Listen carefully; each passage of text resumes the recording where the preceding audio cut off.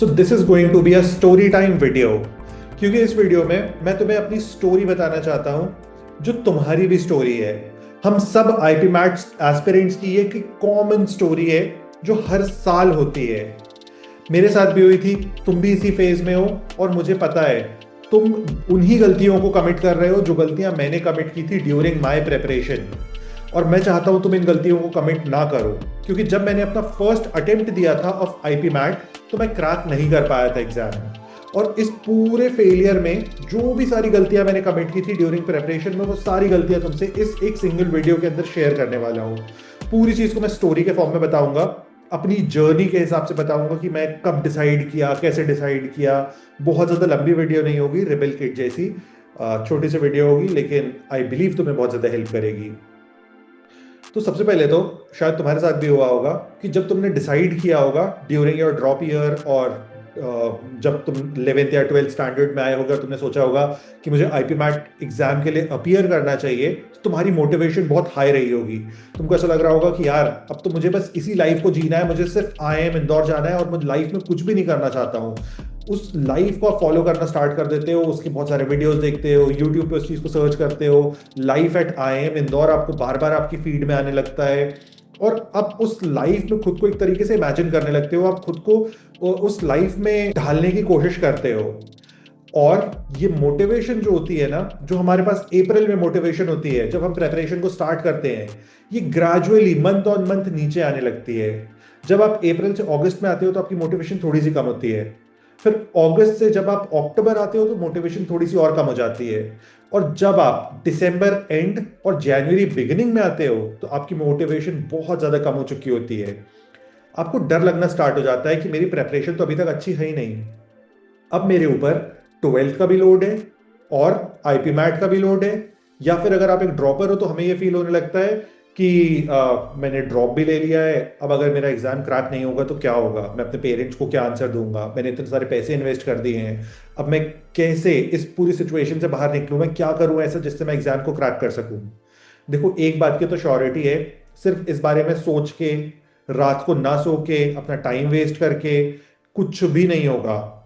तुम्हें एक्शन लेना होगा, तुम्हें स्टेप्स लेने होंगे अगर तुम इस प्रॉब्लम से बाहर आना चाहते हो तो सबसे पहली चीज तो आपकी मोटिवेशन बहुत ज्यादा लो हो जाती है। इस मोटिवेशन को लो करने में मल्टीपल फैक्टर्स होते हैं जो एक साथ वर्क करते हैं। कई बार हमारा स्कूल होता है, कई बार हमारी मेंटोरशिप होती है, कई बार हम अपने इंस्टीट्यूशन से परेशान हो जाते हैं, कोचिंग से परेशान हो जाते हैं, कई बार मुझे क्वेश्चंस समझ ही नहीं आते हैं, क्वेश्चंस बनते ही नहीं हैं, कई बार मेरे लिए क्यूए बहुत बड़ी प्रॉब्लम बन जाता है, कई बार मुझे इंग्लिश ग्रामर रूल्स प्रॉब्लम देते हैं, कई बार मेरे मॉक स्कोर इतने अच्छे नहीं होते हैं कि मैं ये फील कर सकूं कि मैं एक अच्छी पोजीशन में हूँ। कई बार हमारी क्लास में एक बैठा हुआ जो बच्चा होता है जो मेरा कंपटीशन है, वो मेरे लिए प्रॉब्लम होता है कि यार ये बच्चा मुझसे 2x मार्क्स कैसे ला रहा है, इस पेपर में मार्क्स लाना पॉसिबल कैसे था। शायद तुम लोग को भी फील होता होगा कि इतने हाई मार्क्स कैसे लेके आ रहा है कोई। सेम सारी चीजें मेरे साथ भी हुई हैं, मैंने भी इन सारी चीजों को फील किया है। क्योंकि जब मैंने अपना फर्स्ट आईपी मैट अटेम्प्ट दिया था with my 12th along side my boards, तो मैं एग्जाम क्रैक नहीं कर पाया था। मेरी सिचुएशन बहुत ज्यादा बुरी हो गई थी। दिसंबर एंड जनवरी मिड तक, मतलब मैं बहुत ओवरली प्रेशर लेना स्टार्ट कर चुका था। मेरे ऊपर बहुत ज्यादा प्रेशर था दोनों चीजों को एक साथ साइमल्टेनियसली बहुत अच्छा करने का। मैं दोनों ही फ्रंटियर्स पे अच्छा नहीं खेल पा रहा था। ना मैं बोर्ड्स की तैयारी अच्छे से कर पा रहा था, ना ही मैं आईपी वाइट की तैयारी अच्छे से कर पा रहा था, जिससे मुझे बहुत ज्यादा स्ट्रेस हो रहा था। मैं मतलब स्लीपलेस नाइट्स पे जाने लगा था। मैं किसी भी तरह से कॉफी पी के ट्राई करता था यार मैं कैसे कुछ एक्स्ट्रा आवर्स डाल दूं, पढ़ाई कर लूं, उसके बाद मैं अपने स्कूल के फंक्शंस को अटेंड कर लूं, स्कूल के प्री बोर्ड्स को अच्छा कर लूं, उसमें सारी चीजों को अच्छा करने की कोशिश कर रहा था। अब ये जो पूरा फेज होता है ना, इसमें अगर तुम ढूंढने की कोशिश करोगे तो एक सिंगल प्रॉब्लम होती है जिसको आपको एड्रेस करना होता है। और अगर तुमने इस एक सिंगल प्रॉब्लम को एड्रेस कर दिया तो मैं तुम्हें गारंटी देके बोल सकता हूं कि तुम अपने फर्स्ट अटेम्प्ट पे या अपने ड्रॉप अटेम्प्ट पे easily IPMAT exam crack कर पाओगे। आईपी मैट क्रैक करने में तुम्हें किसी भी चीज को ध्यान रखने की जरूरत नहीं है, किसी भी चीज को रटने की जरूरत नहीं है, ये क्योंकि पूरा एग्जाम जो है लॉजिक बेस्ड एग्जाम है। तुम्हें सिर्फ चीजों को समझना है। और आईपी मैट बनाने का ऑब्जेक्टिव आइडिया क्या है, इस इंटेंट को समझना है।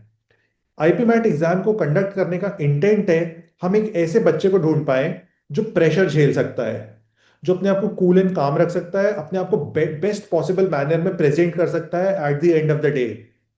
इस बच्चे को ढूंढने की कोशिश की जा रही है और इसी बच्चे के लिए पीआई का फिल्टर लगाया जाता है कि हम बेस्ट पॉसिबल कैंडिडेट कैसे ढूंढ पाए।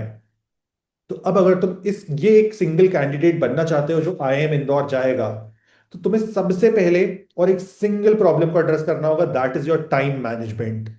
तुम्हारा टाइम मैनेजमेंट बहुत ज्यादा पुअर है।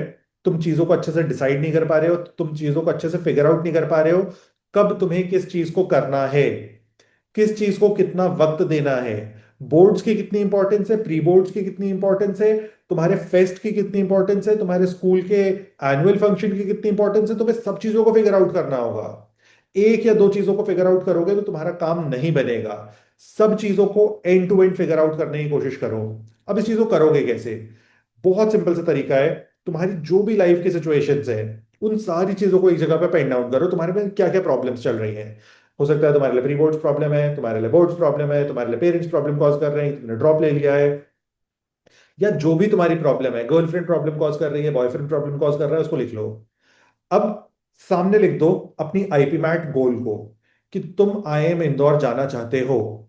अब फिगर आउट करने की कोशिश करो तुम्हें क्या क्या चीजें रोक रही हैं इस गोल को अचीव करने से।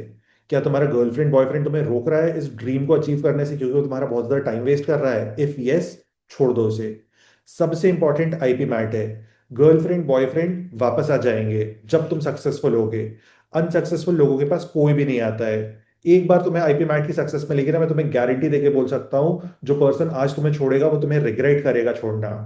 एक बात का ध्यान रखना, अगर तुमने इस फेज में अच्छे से पढ़ाई नहीं की, आईपी मैट पे अच्छे से फोकस नहीं किया, तो मैं डेफिनेटली बोल सकता हूं तुम एग्जाम क्रैक नहीं कर पाओगे। आईपी मैट प्रेपरेशन में जो सबसे इंपॉर्टेंट फेज होता है, that is from January. January middle से जो फेज स्टार्ट होता है, और इस फेज में जो बच्चे सबसे अच्छा परफॉर्म करते हैं ना, सिर्फ वही बच्चे आईपी मैट एग्जाम क्रैक करते हैं। अब 15 जनवरी एक स्टार्टिंग पॉइंट रखो।